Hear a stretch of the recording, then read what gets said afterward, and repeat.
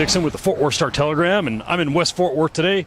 While I'd really love to go over there and get a big old plate of ribs, what I'm really here for is another episode of Brace for Impact.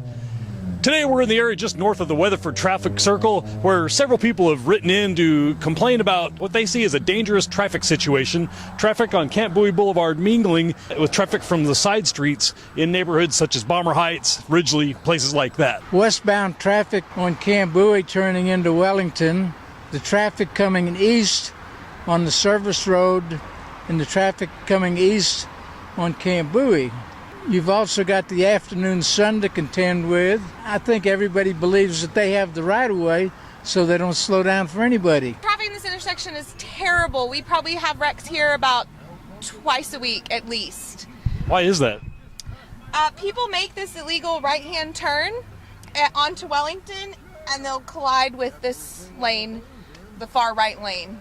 So I've called the city about it several times. I've almost been hit twice. There's a wreck here about 3 times a week. It's either the cars are coming too fast or the blind spot or people trying to cross over here. What kind of a wreck was here yesterday? Just the car pulled out in front of them and knocked their bumper off, and they were in Fantasy Imports. There used to be crazy wrecks. I mean, a car was trying to do a hit and run and got hit by a bus trying to take off from it. The school bus, I think, was trying to pull out from here and couldn't see the car coming over here, and it just ran, the little car just ran into the school bus.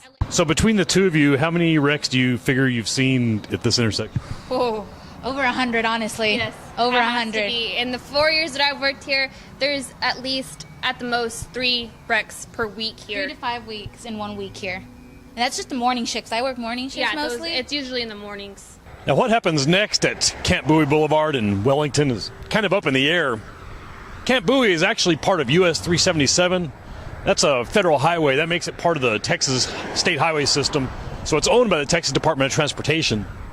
TxDOT officials say that they're monitoring the situation, talking with the city of Fort Worth. They say they have made some improvements in the past, such as kind of raising that median there to at the point where Camp Bowie and Camp Bowie West merge, try to discourage people from making a right from Camp Bowie onto Wellington Road. Of course, we've been out here and we've seen that people will do it anyway. Now, the city councilman Zim Zimmerman represents this area.